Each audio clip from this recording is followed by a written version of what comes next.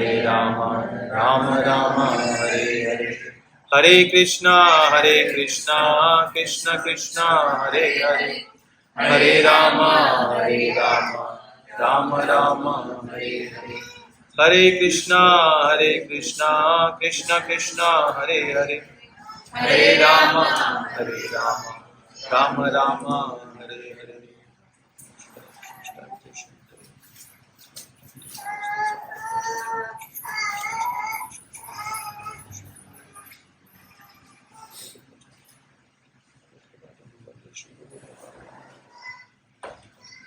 So we will go to chapter number 4. We will not read this. Everybody has the book? Okay, so we will not read this. We will go to chapter number 4, verse number 34. What's the page number? Page number is 220. If everybody has bigger books.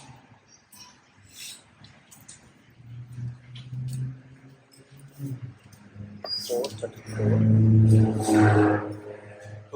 Can you little bit just keep it half closed sort of. Otherwise it will make lot of noise.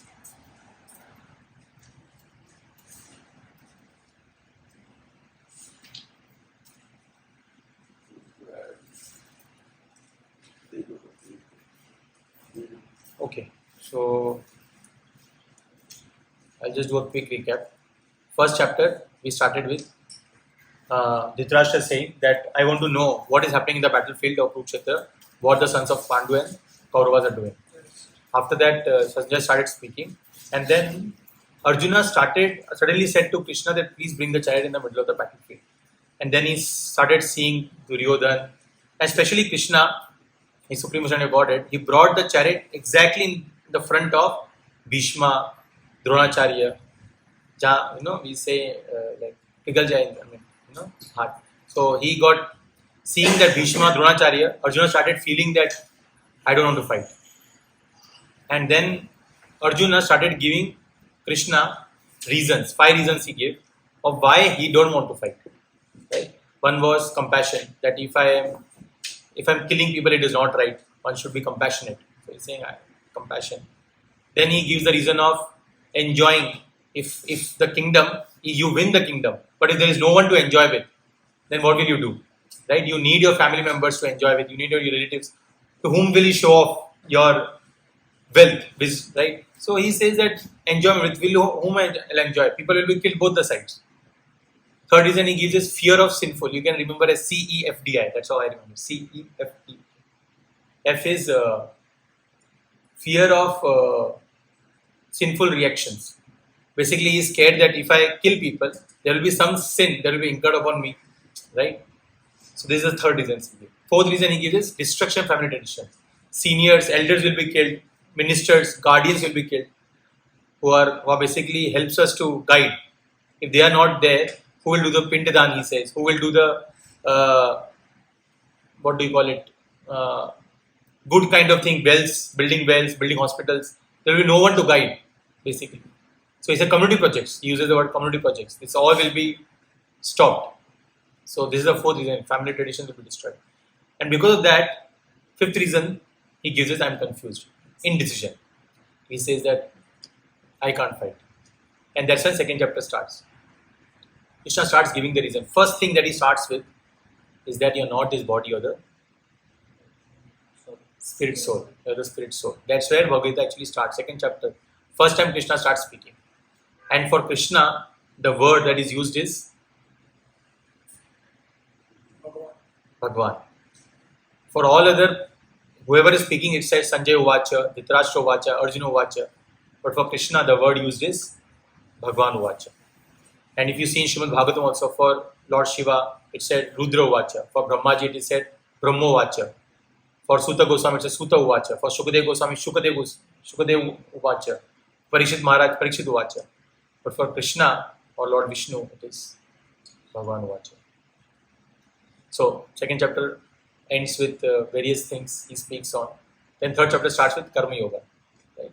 And then fourth chapter, he talks on, this is the chapter that we are starting, where he first starts with that why am I speaking this knowledge? I spoke this knowledge first to Vivaswan, right? Which was W, right? 1 to 4 verses. The acronym is for 4th chapter is wisdom. First, third, first, second, 3 we did the acronym. 4th chapter acronym is wisdom, transcendental knowledge. And the first 4 verses, Krishna gives a secret to Arjuna that why you are chosen as a recipient of the hearer of Bhagavad Gita. And what is the reason he gives? Because you are a worshipper, you are a well-wisher. One has to be a devotee of the Lord to actually be in a position to hear Bhagavad Gita. Otherwise, it will be like a speculation. Even if one hears, one will not have faith. We'll discuss that a little bit in 39th and 40th verse. So, well-wisher, worshipper. First to 4 verses talks about that. Krishna says that I spoke to Vivaswan. Vivaswan, in the sense, spoke to his Manu, and that's how the discipleship was going. But it got broken in between, and now I am establishing it again. And that's how Krishna was telling to Arjuna. But then, verse number 5 to verse number 10, Krishna tells to Arjuna that I come again and again in different forms, incarnations. So the word is incarnation. W, worshipper. Second I is incarnation. Krishna says, Yad, that B.R. Chopra. What was the verse? Yada yada hi dharma se glani bhavati bharata. Right? And then he says, Paritranaya sadhuna vinashaya jadrishkita. Dharma samstamrataya samavami jumi. And then he says, Janma karma cha me divyam evam yovite tatvataha. That who can really understand? One who understands my birth and my activities, janma and karma, which are divyam, transcendental. It's not ordinary. It is transcendental. Then he will not be entangled in this material world. That's right. But one has to realize that activity is not just, oh, I know Krishna is butter thief. No, really, we are acting based on that knowledge. And that's where 10th verse ends. The section, second section ends.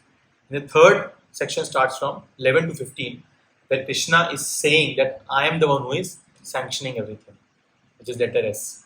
Krishna is saying, I am the one who is sanctioning everything. There he says, and 3 misconceptions talks about. One misconception, Jatoma Tatopat. All parts leads to the same thing. There is no difference between demigods and God, Supreme Personality of Godhead. And third is, caste system. Caste system is something that was built by recently by some people. And it is not, it is based on birth, misconception. And Krishna says that no, it is not based on, it is based on one's guna karma vibhagasa. Guna and karma. It is not based on janma karma, it is based on guna and karma. So that's where the third section ended. Verse number 11 to verse number 15. And then, see, this is the reason if you remember the acronym, you can remember the flow. From 16 to 14, now Krishna is talking about detached action. How one should perform the action, but in a detached way. One should not get affected by the results of it. One should keep the results to Krishna. Let Krishna handle it. Like that. So, and there we also discussed about karma, karma, vikarma, all those different kinds of karma in action. Anaction, inaction, inaction, inaction. We all discussed that, right? So that was from 16 to 24. And then 25 to 33, Krishna spoke about how one can do different kinds of offerings or sacrifices, which was letter O. Then Krishna talks about dravya yagya, karma yagya, all kinds of yagya he talks about that. How, in order to purify the house, we do some yagya, right? In order to purify the wealth we are earning, we do some yagya. How? By donating. Right? Dhana Shuddhi. Dhana Shuddhi we do by donating something. So like that, different kinds of yagya is described, or offerings is described in this section, which is letter O, from 25 to 33. Now the problem is, there are so many offerings, sacrifices that Krishna has mentioned in this chapter. So many sacrifices. So the question comes, how to understand which one I should follow? And from where to get this kind of knowledge? Which is best for me? Which shirt fits me? Right? So that's where 34th verse starts, where Krishna is saying that you need a guru. You need a spiritual master. So letter M that we are going to discuss, 34 to 42, it's all about means and methods in bracket of knowledge. What are the methods of acquiring knowledge? And what are the merits? Why we should acquire knowledge? What are the merits? What are the advantages? And what are the methods of acquiring the knowledge? So methods of acquiring the knowledge we'll be discussing in 34th verse specifically. And merits we'll be discussing from verse number 37 to 42. What are the advantages? We'll be discussing 4 things that knowledge gives us. 4 things that knowledge gives us. And what are the methods we'll be discussing in this verse itself. Okay. You can repeat after me. Tad vidhi pranipatena. Oh, sorry. Verse number 30. Okay, let me come to that verse only. You want me to bring up or you are all there? 34th verse. Okay, let me bring up. There? Everybody there? Okay. Tadvidi pranipatena pariprashnena sevaya upadekshanti te jnanam jnaninas tattvadarshina. Right? So here he is talking about 3 things. Pranipatena, pariprashnena and sevaya. Okay. Who wants to read the translation? Okay, maybe we can go by line. You want to read? My father also has come from India. You want to read the translation? 4.34. Just try to learn the truth by approaching the spiritual master. Inquire from him sufficiently and tender service unto him. The self-realized soul can impart knowledge unto you because he has seen the truth. Yeah. So this is the most important verse of Bhagavad Gita, how one should approach a guru. How one should approach a guru. So, and especially Bhagavad Gita is very, very important. The Sanskrit word for a spiritual literature is what? There are 2 Sanskrit words. Shastra and Grantha. That's why you say Granthalaya. Books.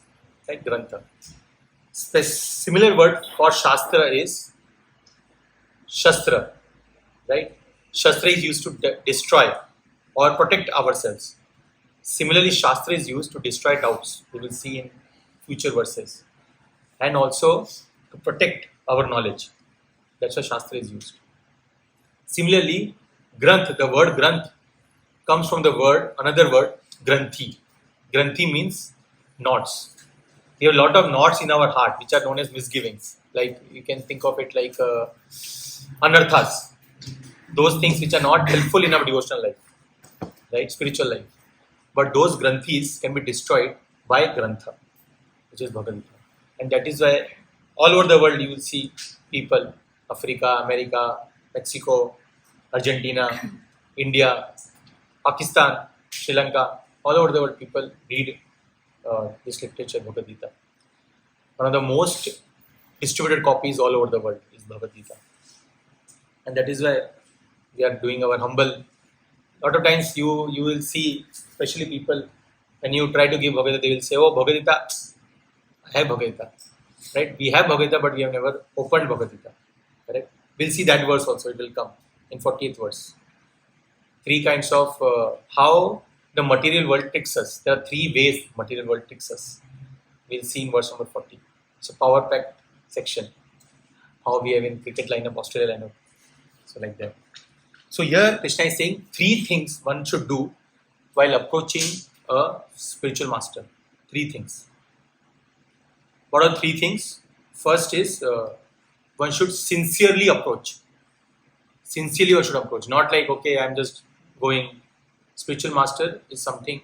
Guru in Sanskrit, it actually means heavy. Heavy not in terms of heaviness, in terms of weight, but heavy in terms of knowledge. Because once that, whatever knowledge he is giving, it is far more superior than all the knowledge combined of the world. It is far more superior. That is why Guru means heavy. So one should sincerely approach a spiritual master. Once, I think it was President of India, forgot his name, during time of 1947. No, not maybe someone else then. Okay, anyways, he was very popular personality. He came to Bhakti Siddhanta Saraswati Thakur. Bhakti Siddhanta Thakur is a spiritual master of Srila Prabhupada, who has written the commentary of Bhagavad Gita. So his guru. So once this personality, forgetting the name, it's a very famous pastime. So this personality, he went to Bhakti Siddhanta Thakur and he told that I have a question. He had one question, he had one doubt. So Bhaktivinoda Thakur said that there are some disciples of mine, Shishya, who are doing some service. So you please go there, help them, and then you come and we can discuss. Then he went there 1 hour, he was serving there, and then he came back and then he asked again, so you had one question, let's discuss now. And he said, no, my question is answered. Just by serving, his question was answered. So one should approach spiritual master with a lot of humility. Sincere approach should be there. It should not be like, okay, I'm meeting another person. Like I remember once Minarod, not Prime Minister, Minarod Temple President, ISKCON Temple President, Kamalochan Das, he had come to our home by Krishna's mercy. And he's very learned and he was from one of the very reputed university, but he gave up all and became a monk. So he came to our home, and that time I didn't know much about Krishna consciousness and all. So I was working in JP Morgan that time. So when we met, the first thing I started telling him is the market is not doing well, this, that, and he was humbly listening. The point I'm trying to do, how one should approach a very learned person. And he was humbly listening for almost 30-40 minutes, till the time he was done with his prasadam. I was just talking about stock market, and various other things. And he was, obviously, he also knows how to deal with this kind of people. He was just listening.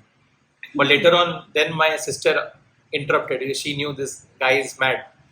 He's asking wrong questions. So then she interrupted and said, please talk something about devotional service.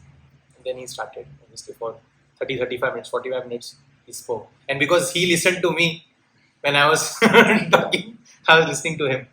Right? But the point is, one should sincerely approach and not haphazardly, okay, some person is coming.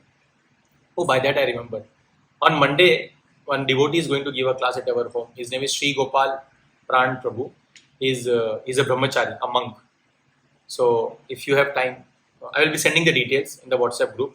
So please try to attend Monday evening. It will be same time, but it will be Monday evening.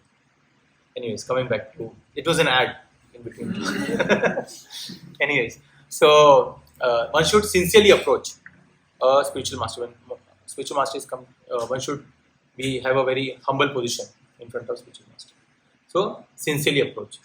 Second thing is submissively inquire. One should not ask any kind of question. Once Gaurang Prabhu was mentioning this question, I think. Once he was giving a class in IIT, Bombay. So he was talking on Janmashtami, birth of Lord Krishna. So an IITian, he asked, IIT Bombay, yes, sir. Why is he laughing? Okay. So once IIT, so this guy, he asked Gaurang Prabhu after the entire session that I have one question. He said that, Kamsa, why did he put Vasudev and Devaki in the same jail? If you would have put in a different jail, then Krishna wouldn't have come only. So then Gaurang Prabhu said, that Kamsa didn't go to IIT like you. The point is, Acharya explained that one should ask such kind of questions which will help one in devotional life, and not asking haphazard question which will not help in our devotional life. What will happen? By knowing why they put or not put. The more important question is, what can I do to improve my devotional life? Correct? Like if you see, Srila Prabhupada met his spiritual master, Bhakti Siddhanta Thakur, only 11 times. Only 11 times he met in his entire life. And every time his question was standard. Only same question he asked. How can I serve you? Same question he asked. 11 times. Whenever he met Bhakti Siddhanta Thakur, very short duration. Sometimes when we meet our spiritual master, we're eager to meet him, talk to him. Whenever he met Srila Prabhupada, he asked only one question. How can I serve you? That was his only discussion. First time also when he met Bhaktivinoda Thakur, that time also he asked, after the entire discussion he asked, how can I serve you? So submissively inquiring. The question should be asked in such a way that will help us in our devotional life. So that is the second thing. So if you see here, first is approach a spiritual master. Approaching a spiritual master should be sincere, sincerely approach. Second is submissively inquire. And third is go ahead. So, when we say spiritual master, does it mean that a person can only have one spiritual master, or any person from whom you can learn is a spiritual master? Good question. We'll discuss this after this. Good question. So, we'll discuss. There are three kinds of spiritual master. Spiritual master in Sanskrit means guru. And there are three kinds of guru. Scriptures explain. We'll discuss after this third section. So, first we discuss sincerely approach. Second is submissively inquire. And third is selflessly serve. When we are serving spiritual master, we should serve in such a way that we don't have any ulterior agenda. There's a very nice pastime about Govinda and Sri Chaitanya Mahaprabhu. Who is Sri Chaitanya Mahaprabhu? He is Krishna himself who came 500 years back to spread the holy names of the Lord, which is Hare Krishna, Krishna Krishna, Hare Hare, Hare Ram, Ram Ram, Hare Hare. So in Mayapur, he appeared in Mayapur, Lord Chaitanya Mahaprabhu, who is Krishna himself. So once Lord Chaitanya Mahaprabhu was just taking rest in after having prasadam, he was just resting. And how it was like, he was resting on that between the two doors, between the two rooms. He was resting. So Govinda, what he did is when he wanted to serve Chaitanya Mahaprabhu, he wanted to enter the room so that he can every evening after the prasadam, what he does is he massages the feet of Chaitanya Mahaprabhu. Govinda is nothing but not that Govinda. This Govinda is his servant. Govinda, the name of Krishna is Govind. Govind means one who, there are two meanings. Go also means senses and go also means cow. So pleasure of the senses or pleasure of cows. One who gives pleasure to cows is Krishna. One who gives pleasure to senses is also Krishna. That's why he is also known as Rishikesh. Rishikesh means master of the senses. So anyways, so Govinda, he was trying to enter, but Chaitanya Mahaprabhu was lying in between. He was so tired after Kirtan and after Prasadam. So Govinda thought, now how to, because elders you can't be in Hindi we say Phalangna or going above, right? So he was not feeling appropriate. And so he asked Chaitanya Mahaprabhu that please be in little side so that I can go in that room and I can nicely massage you. And Chaitanya Mahaprabhu said, I am very tired. I don't have the strength to move. Obviously Chaitanya Mahaprabhu is Krishna himself, but he was just having a pastime with Govinda. So Govinda thought, it is not possible for me to, from outside to massage, I have to go inside. So he thought, okay. So he went ahead and he crossed it. And then he started massaging. Now after the massage, usually what he does is, after the massage is done, then he goes and take prasadam. Once the master is been, fed and then once he's massaged, then servant sort of. So he decided, okay, now I will take prasadam. So what he did is, now he has to again go back. But this time he didn't do. So he was just sitting there. So Chaitanya Mahaprabhu after some time he got up. And then he said, what are you doing here? He said, I was just sitting. So he said, Arey, why didn't you eat your prasadam? You're supposed to have your prasadam. He said, you were sleeping in between. So how can I go above you? So he said, but how did you come? You came like that, right? So he didn't say anything. Chaitanya Mahaprabhu understood. What was the reason? Because for service, he is ready to do that offense. Just to serve his master. But for his own benefit, he doesn't want to. So that is the mood of a devotee.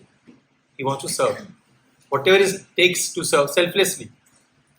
Not for any ulterior reason. Similarly, if you see Srila Prabhupada was instructed by Bhaktisiddhanta Thakur that you go to the West and spread Krishna consciousness.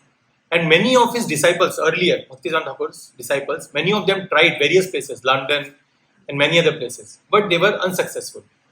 Now Srila Prabhupada, when he went to USA, he also went through a lot of troubles. And he went at the age of 70.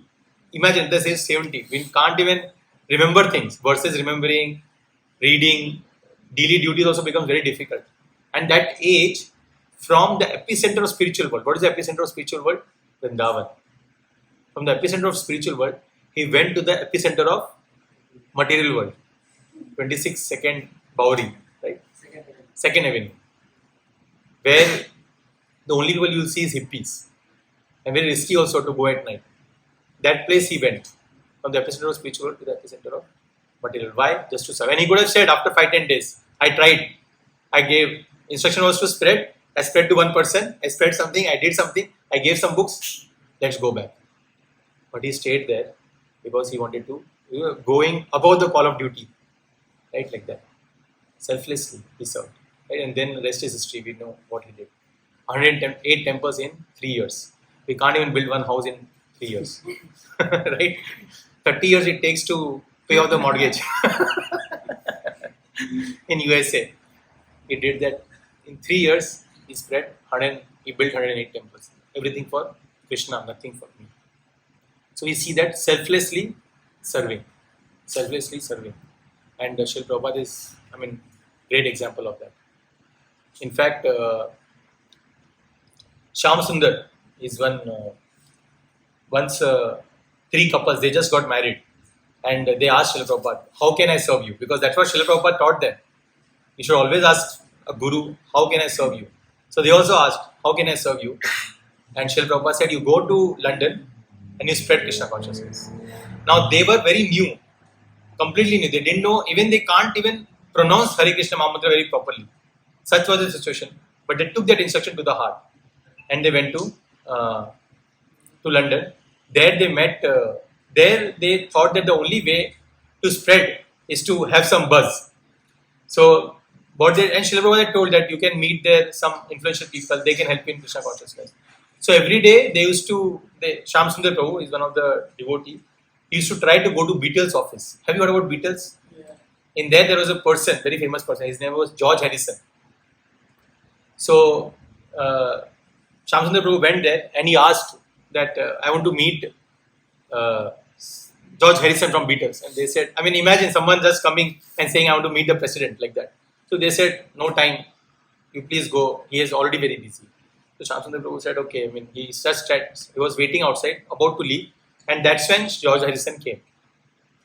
And George Harrison, as soon as saw Shyam Sundar Prabhu, he told him, I was waiting for you, where were you? From years I was waiting for you. And Shyam Sundar Prabhu was confused, when did I meet this guy? And then George Harrison told him that 2-3 years, couple of years back, I was in America, near New York, and I saw you kind of people, completely bald and wearing dhoti, kurta. And that time I couldn't talk to you because I was very enamored seeing the entire dancing and kirtan on the streets. So from that time I wanted to meet you. And then now I'm meeting you. So then he took him to the room, they spoke. Then George Harrison's bungalow and Yoko Ono, there was another entire people. They gave their entire bungalow where they are staying to Srila Prabhupada. And that's Bhaktivedanta Manor. Now when you go, it's actually their place.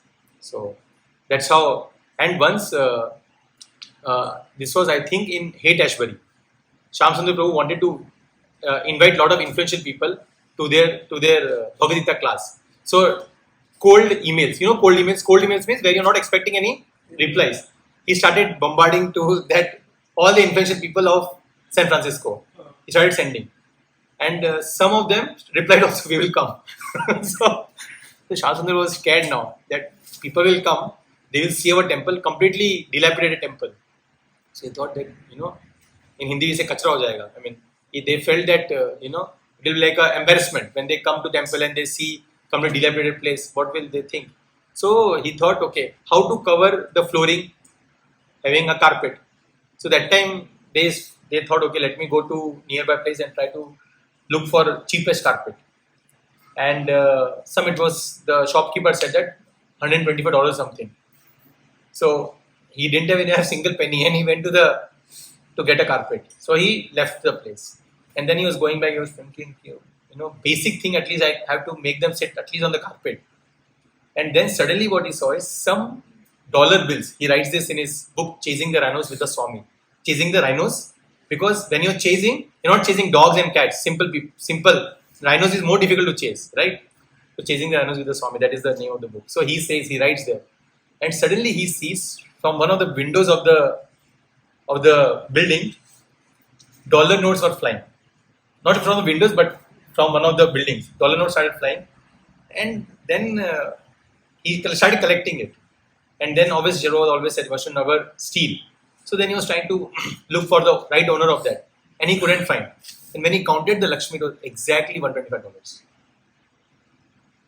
Selflessly serving, and Krishna reciprocates. And then he felt from his heart that this is Shri Prabhupada's mercy, Krishna's mercy. He went there, bought the carpet, and then did the program. He writes that in his book, Chasing the Runners with the Swami. The point is, devotees, they try to serve their spiritual master in a humble way, whatever they can. Selflessly serving, they don't want anything in return. So, regarding to your question, scriptures explain there are 3 kinds of spiritual master. You can remember it as introducing, instructing, initiating. Triple I. Introducing, instructing, initiating. I'll discuss more in detail. Introducing. The first spiritual master is one who has introduced you to Krishna consciousness. Maybe you met someone on the road, they gave you a book. So that is known as introducing spiritual master. And I met Shankar during Christmas in the park, Northeastern University. And now he's here. So in Sanskrit, it is known as Pad Pradarshak Guru. Pad Pradarshak means one is given you the path. So one should feel gratitude for that kind of personality. Like for me, it was my sister who introduced me to Krishna consciousness. So first kind of guru that scripture explains, introducing spiritual master or Pad Pradarshak Guru.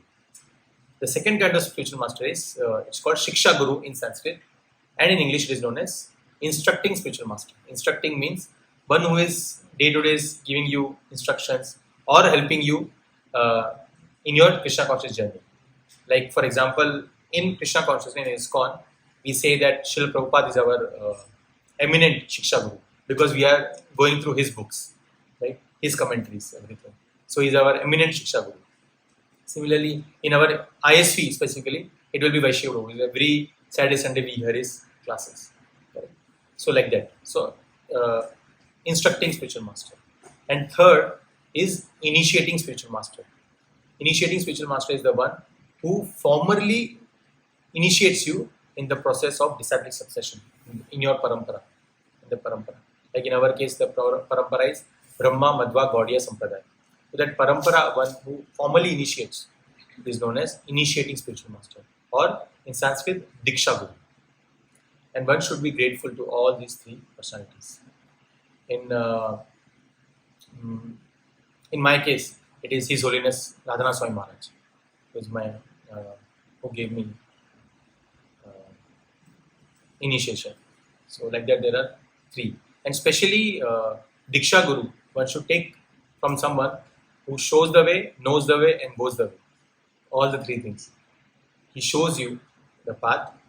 He also knows the Krishna conscious, and he also goes. He also practices it. Not just he is saying, but he's not able to practice. So that's why Diksha Guru is someone who is. And obviously, Shiksha Guru can also be like that. But specifically, Diksha Guru, one who is actually practicing. So, what is the time? I wanted to read this purport, 7:47. Okay, let's try to read this purport. It's a very important purport. Whatever we discussed, right? This is in a capsule form. This is mentioned in this. So, we discussed 3 things. Sincerely approach, submissively inquire, and selflessly serve. Okay. Who wants to read? Okay. You want to read? Okay. The entire purport. Maybe you can read half and rest half Maria can read. It's a long purport. The path of spiritual realization is undoubtedly difficult. The Lord therefore advises us to approach a bona fide spiritual master in the line of disciplic succession from Lord himself. No one can be bona fide spiritual master without following this principle of disciplic succession. The Lord is the original spiritual master, and a person in the disciplic succession can convey the message of the Lord as it is to his disciple. No one can be spiritually realized by manufacturing his own process, as is the fashion of the foolish pretenders. The Bhagavatam says, Dharmam tu sakat Bhagavata Pranitam. So, The path. dharmam tu, if there is a line above A, it is sak, a. So, sak, and then below that, as there is dot, so sh. And then above A, there is line, so a. So, sakshat. Sakshat. Okay. Sakshat Bhagavatam Pranitam. The path of religion is directly enunciated by the Lord. Yeah, thank you, Therefore, Mataji. mental speculation or dry arguments cannot help lead one to the right path. Nor by independent study of books of knowledge can one progress in spiritual Yeah, life. thank you, Mataji. Yeah. Maria, you want to read now? So, here is saying that one has independent study of books of knowledge can one progress in spiritual life. It is also not possible. So, now what is the solution? Yeah, go ahead, Maria. Can we continue? You will give the solution. You can close the switch.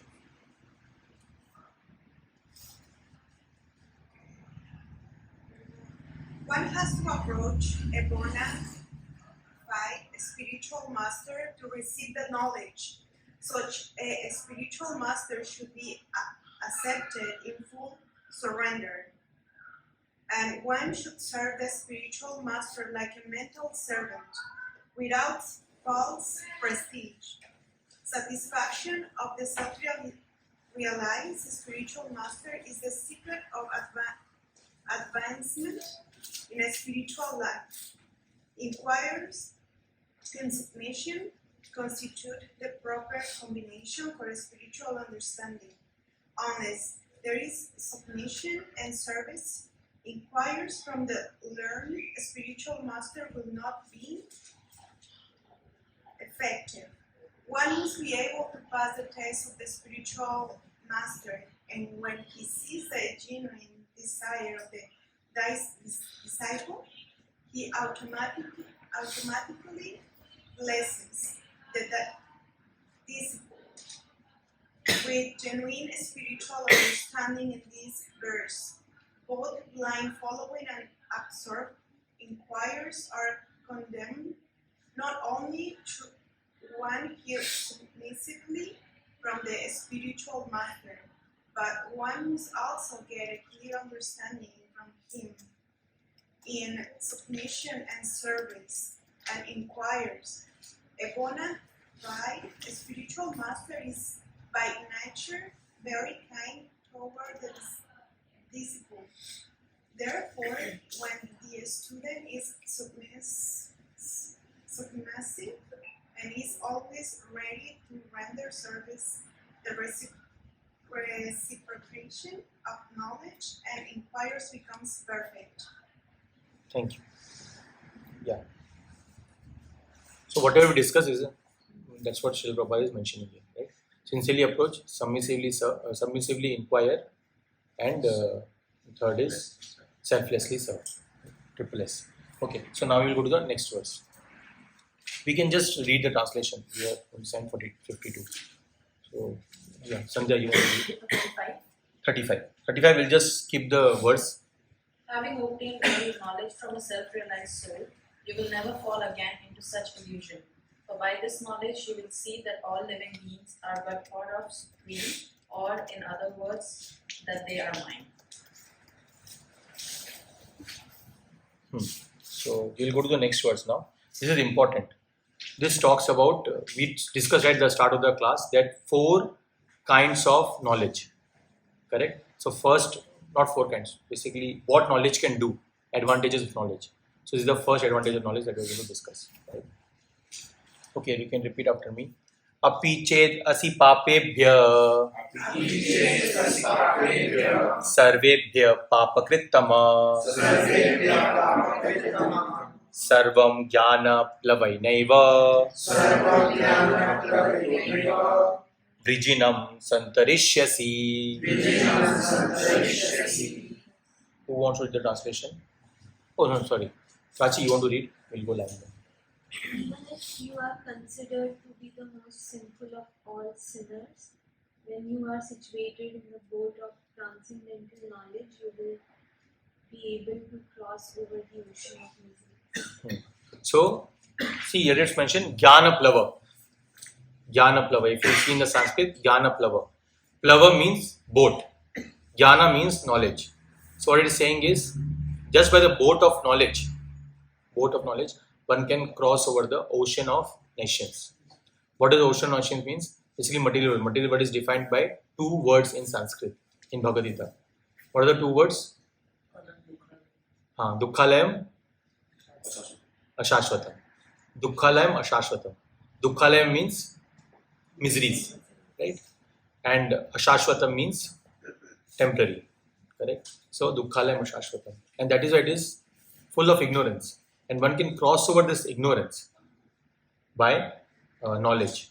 And this knowledge acts as a boat, which helps you to cross over that knowledge. So we'll read the purport. You want to read? Namra?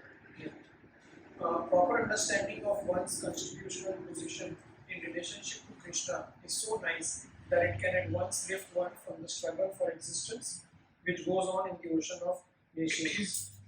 This material world is sometimes regarded as an ocean of nations and sometimes as a blazing forest. In the ocean, however expert a swimmer one may be, the struggle for existence is very severe. If someone comes forward and lifts the struggling swimmer from the ocean, he is the greatest savior. Perfect knowledge received from the Supreme Personality of Godhead is the path of liberation. The boat of Krishna consciousness is very simple, but at the same time the most sublime. There is a very nice purport I want to show.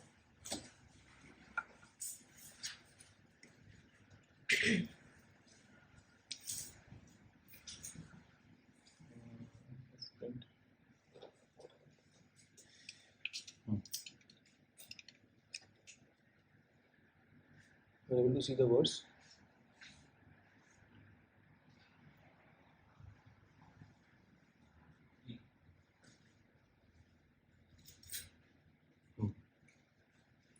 You can repeat after me. You can see the words, right? This is from 10:14:58.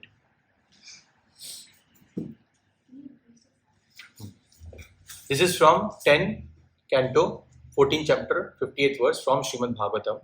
And 10th Canto is all about Krishna's pastimes. Okay, in that 14th chapter. You can repeat after me.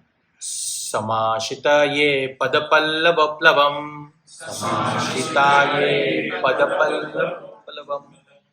Mahat padam punya yasho murare. Bhavam budir vatsa padam param padam. Padam padam yad vipatam natesham. So tongue twister used to come from scriptures. It's not recent. Like this. So who wants to read the translation? Oh, sorry, Dinky. For those who have accepted the boat of the lotus, See, boat, right? the boat of the lotus feet of the Lord, who is the shelter of the cosmic manifestation and is famous as Murari. Well, Murare, you saw that word? So that's from Murari. Murari means one who killed the demon Mura. That's why his name is Murari. So Ari means enemy. Of whom? Mura. I always found that the one who plays the flute. Could be. I mean, Sanskrit has a lot of layers. So could be. But Srila Prabhupada, oh, it's mentioned. Enemy of Mura. sorry. Go ahead. The enemy of the Mura demon. The ocean of the material world is like the water contained in a calf's footprint. Their goal is the Param Padam Vaikuntha, the place where there are no material miseries, not the place where there is danger at every step. So Vaikuntha, what it means is, Kunta means anxiety. Any of you who feel there is no anxiety at all in my life? So that is the nature of material world.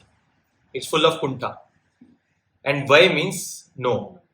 So in Vaikuntha there is no anxiety. That's why it is Vaikuntha.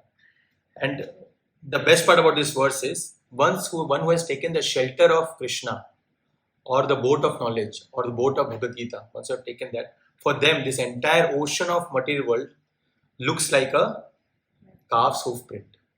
Such small. Very easy, right? If someone gives you a calf footprint and said, go over it, you'll say, very easy.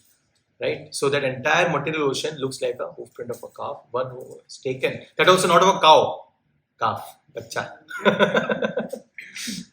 Right? One who has taken the shelter of Krishna. Right? So that is what it's saying. So boat of knowledge compared to a boat, because that knowledge can help you to cross over the ocean of nations or the ocean of material world and take shelter of Krishna. Once there was a very famous actress. I don't know what is her previous name, but later on. So once she was a French actress and she was in America for some shooting, and she was going back to Australia. And when she was going back to Australia, she suddenly met whom? Devotees. And that's how the life changes. So they met some devotees, and they gave some books to this lady. And then they said somehow her flight was little getting delayed. And this is about during 1900s. That time there was no security and all. Anyone can go inside. In the flight also you can give books. No. Outside only. So they asked, why don't you come to temple? Anyways, your flight is a little bit delayed. So she left the baggage there. That time it was not so much thief and all. So she came to the temple. And that time Srila Prabhupada was there only in the temple. So Srila Prabhupada was giving the class. She asked a lot of questions. And then later on she thought, I want to spend some more time here. 2-3 days she spent more time. She was supposed to go back to Australia, and then she decided she wants to stay in that temple only. Later on her name became Jagattarani Devidasi, if I'm not wrong. Jagattarani Devidasi. See, you just search and you get it. So Jagattarani Devidasi. So this became a big news. She was a very big actress, and then from that she became sort of a temple she's staying and all. So one reporter wanted to make a report or something. So he came to the temple, and what he saw is she's doing a very menial service. We read here, right? Maria was reading that one should do a menial servant. One should serve spiritual master like a menial servant. So she was just washing vessels, and that guy clicked the photo, and then he published a newspaper article where 2 photos were there. One side, her previous life, like gaudy and all, like an actress. And on the right side, it was simple lady, wearing a sari and cleaning the vessels. So life transformation, like it was that article. So the devotees saw this article and they ran to Prabhupada and wanted to show. And Jagattarani Mataji, when she came to know, she was feeling very embarrassed because that photo was like an actress, not properly dressed and all. So Srila Prabhupada then asked his disciples that which photo you see where she is more beautiful. And in this it was like simple sari, nothing much. And in this it was like God. So some of the disciples said, oh, that left one. She was looking more beautiful. And then Srila Prabhupada said, no, the right photo. And the reason he said is the first, and that's why I said this story. He said, because she is now properly situated in her constitutional position as a servant of the Lord. Because she is properly situated as a servant of the Lord, and that is why now she is looking more beautiful. Basically, a man or woman, they look more glorious when they understand that what is their position. Their position is as a servant of the Lord. Das Dasanudas. In Chaitanya Charitamrita is one of the scripture.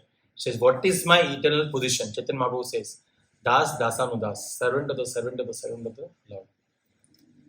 And that's when one can cross over the ocean of nations.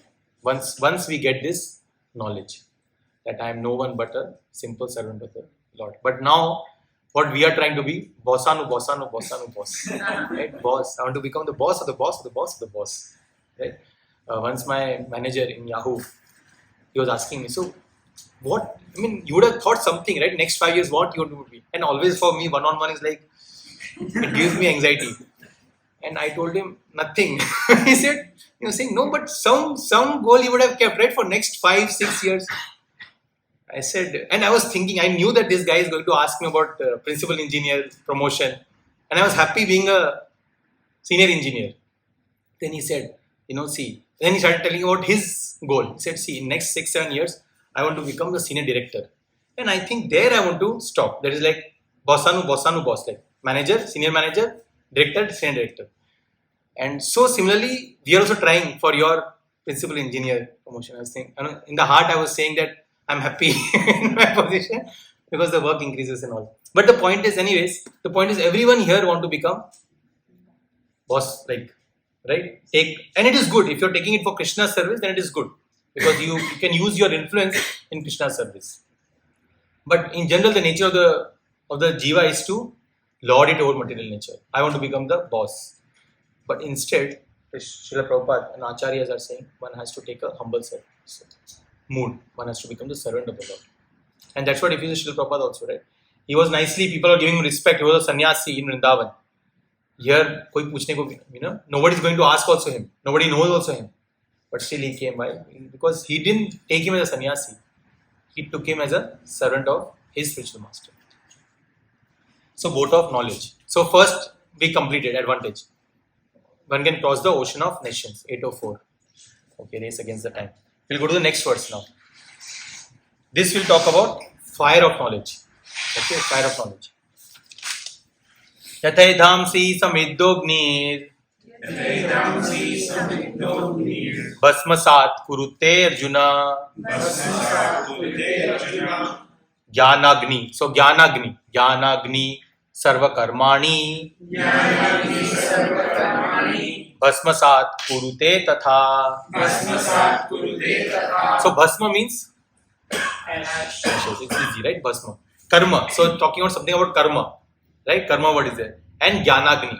Jnana means knowledge. Agni means fire. Fire of knowledge. So now the comparison of knowledge is given to as a fire. What can knowledge do? Okay.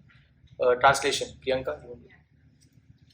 As the blazing fire turns firewood to ashes, O Arjuna, so does the fire of knowledge burn to all ashes, all reactions to material activities. Yeah. So here it is said that all our karmas will be destroyed just by getting this full knowledge. Right? Getting this full knowledge, once all the karmas can be destroyed. Here it's mentioned different kinds of karma. Karma which is about to come, karma which is already come, it's already done. All this, there are 5-6 kinds of reactions. We'll not go into detail. But the point is, everything can be destroyed. And we see that in the life of Valmiki. Valmiki actually was a robber in his before becoming Valmiki, and how he transformed.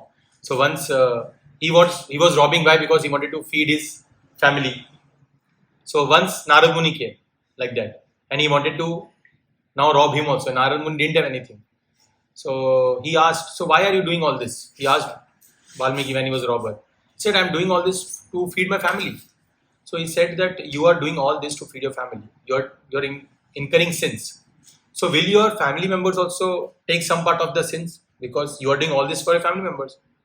So he said, of course, they should take some part of my sins, because Narad Muni said, you go and ask your family members whether they are ready to take the sins.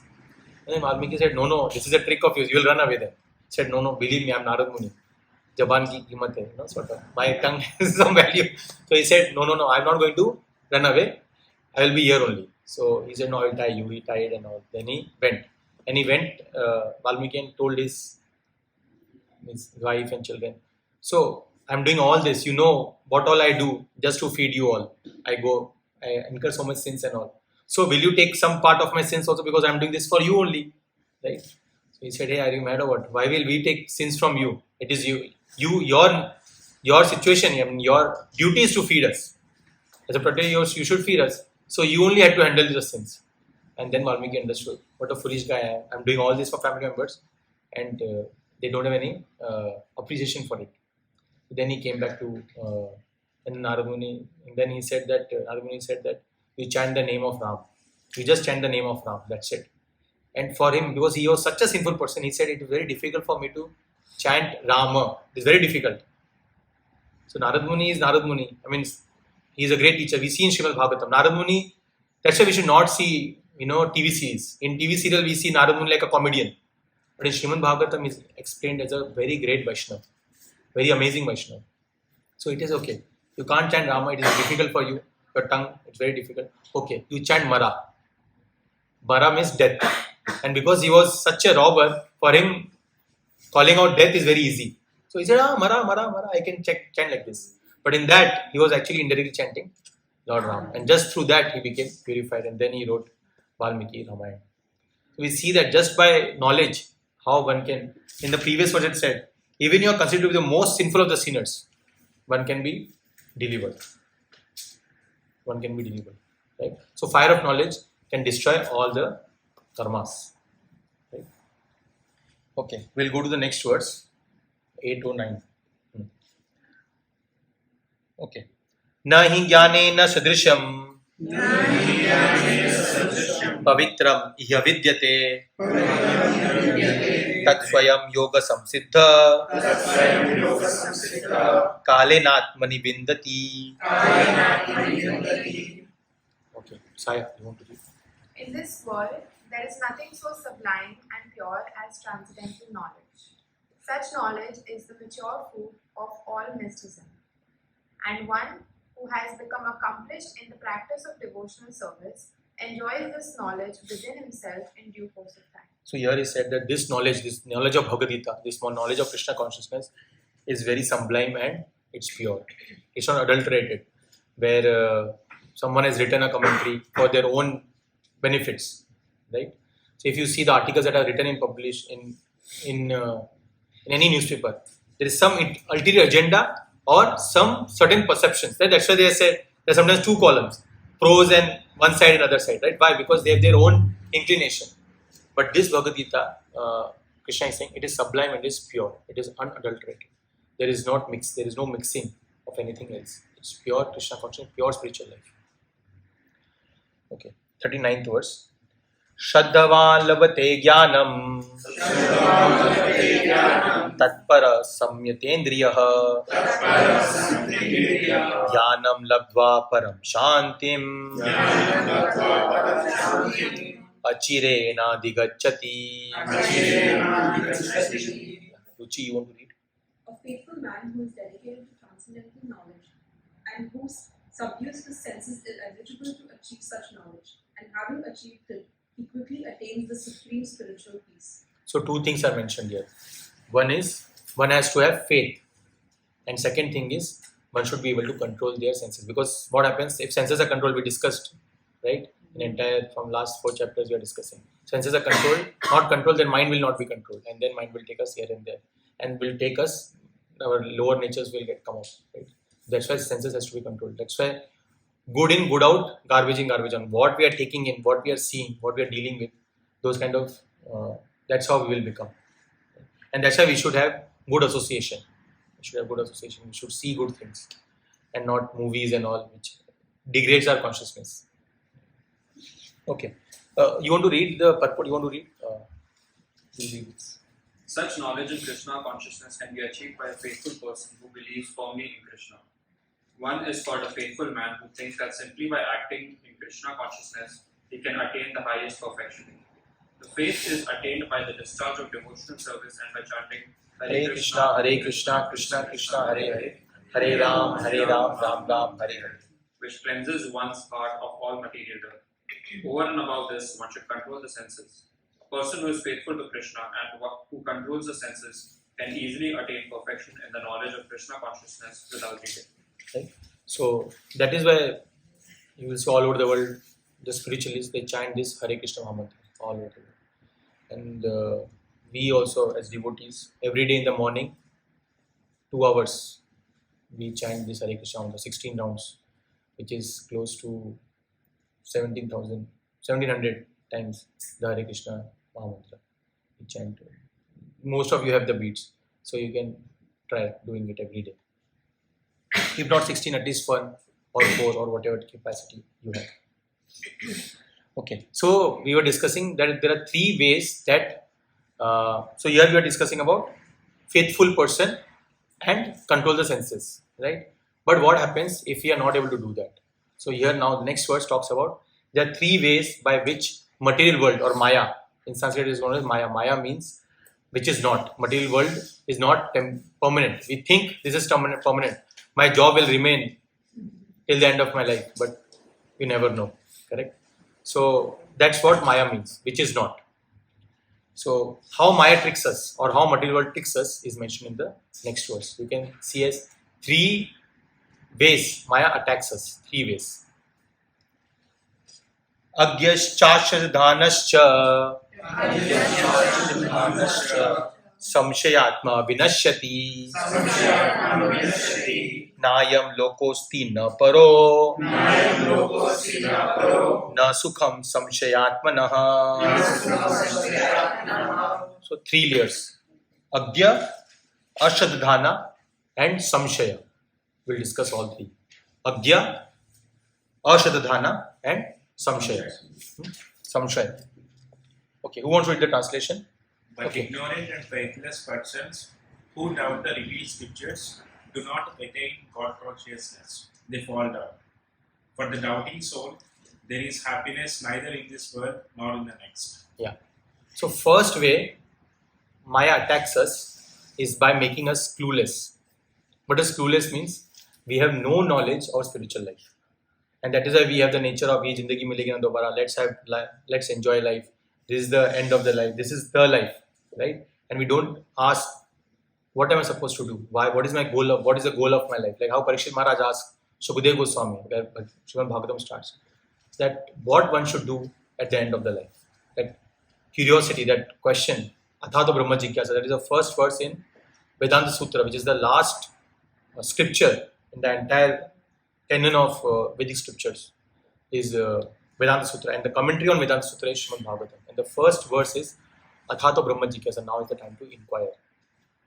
But most of the people in this material world is clueless. They don't want to take up spiritual life. They feel like just enjoying life, like intoxication, meat eating, illicit sex, and what is the 4th one?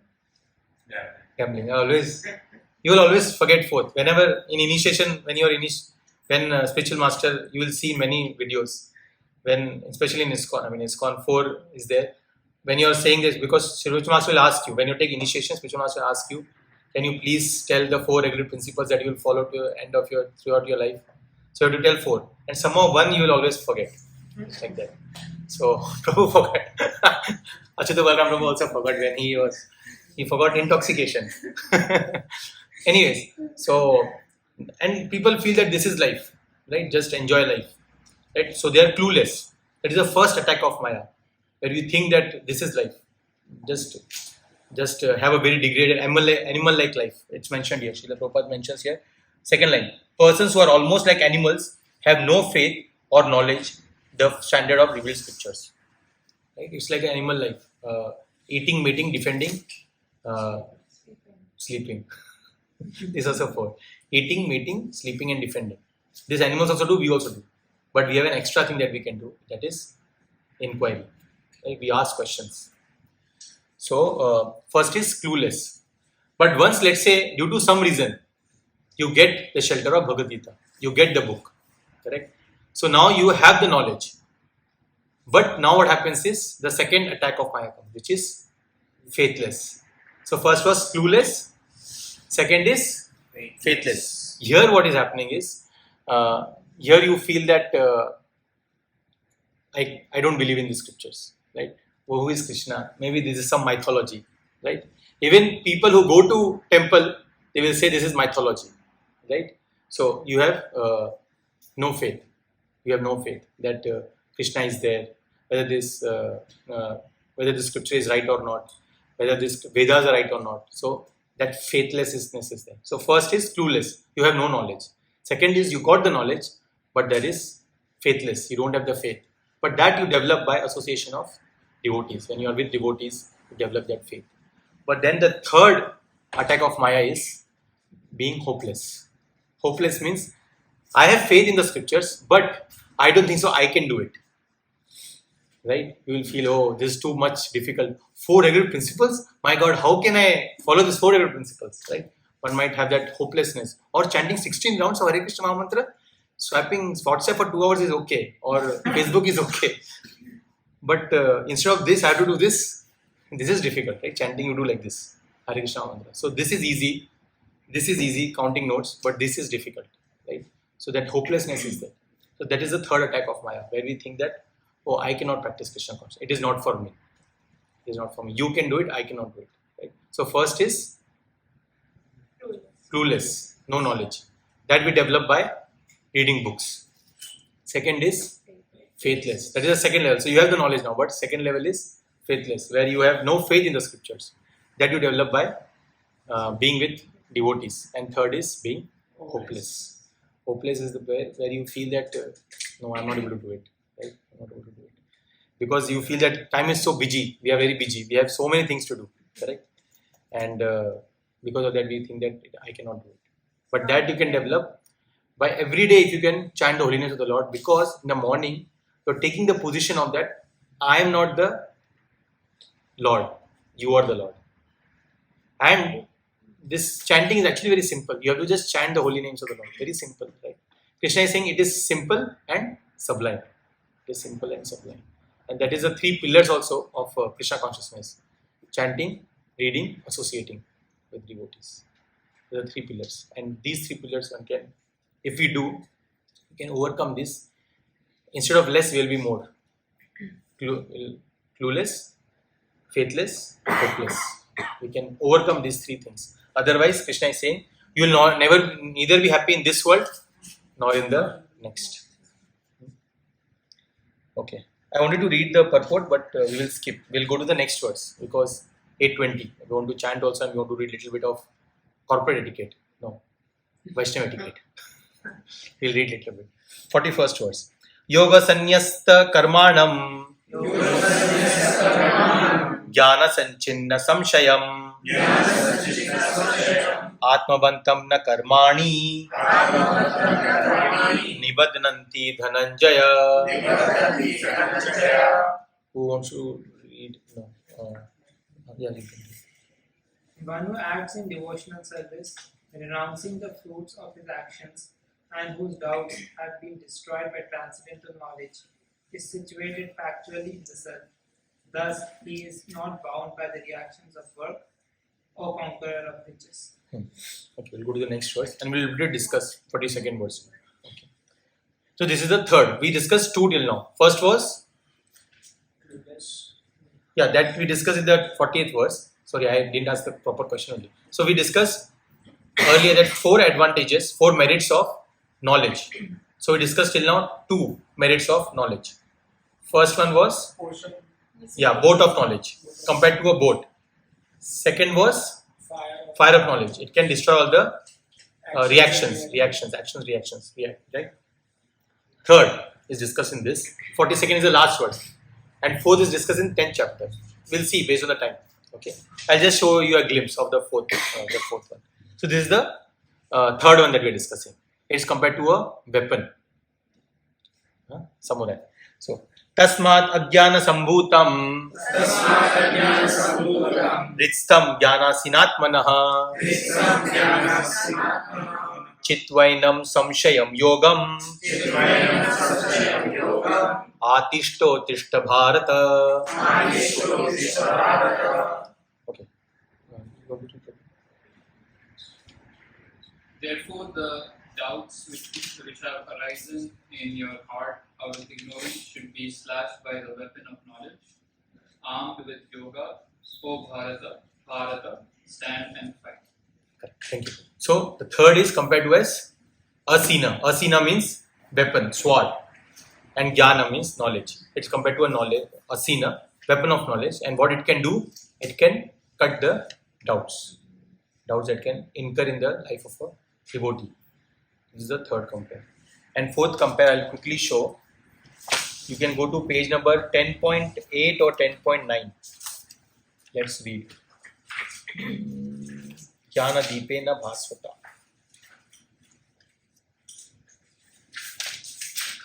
Jnana Deepena Bhasvata. 11, sorry. It is page number 435. We'll end there. 433. 3. Sorry, for small book it is some other page. 409. And for big book it is 433. Can you see 11th verse below? Sandhya, you got 433. 10.11. 10, 11. Yes. तेषामेवानुकम्पार्थम् अहम अज्ञानजं तमः नाशयाम्यात्मभावस्तो ज्ञानदीपेन भास्वत. So the four advantage that is given is comparison is given. It is compared to lamp of knowledge, and we can see what lamp of knowledge can do. To show them special mercy, I dwelling in their hearts. This Krishna is saying to Arjuna. Okay, I as Paramatma, I dwelling in their hearts, destroy with the shining lamp of knowledge the darkness born of ignorance. So because one is ignorant, this knowledge can give you light. Okay, we'll come back. So 47. I wanted to read the purport, but we'll stop. It's already 8:24. So what will we discuss today? We discussed in 4.34. We discussed that how we should approach a spiritual master. So it is sincerely approach, submissively inquire, and selflessly serve. Then we discussed four merits of knowledge. Right? First we discussed methods. Then we discussed four merits or comparisons, analogies of knowledge. First is it is compared to boat of knowledge, which can cross over the ocean, which can help us to cross over the ocean of nations. Second, fire of knowledge, which can destroy all the karmas. Jnanagni. Third, we discussed is Jnana Asina. Jnana Asina, which is weapon of knowledge. It can destroy all the doubts. And fourth, we discussed is Jnana Deepena, lamp of knowledge, which can give light or basically take us out of the ignorance. Right? And we discussed in 48th verse there are three attacks of Maya. First is making us clueless, basically not having any knowledge. But through books we get that knowledge. Second is making us faithless, basically thinking that this doesn't exist. This is just mythology. But with the help of devotees, we develop that faith. And third is hopeless, where we think that humse na ho paye. Right? We think that we cannot do this. But by chanting the holy names of the Lord every day in the morning, we can develop that hope. Hope that once we can also understand Krishna in more deeper way. So we'll stop here.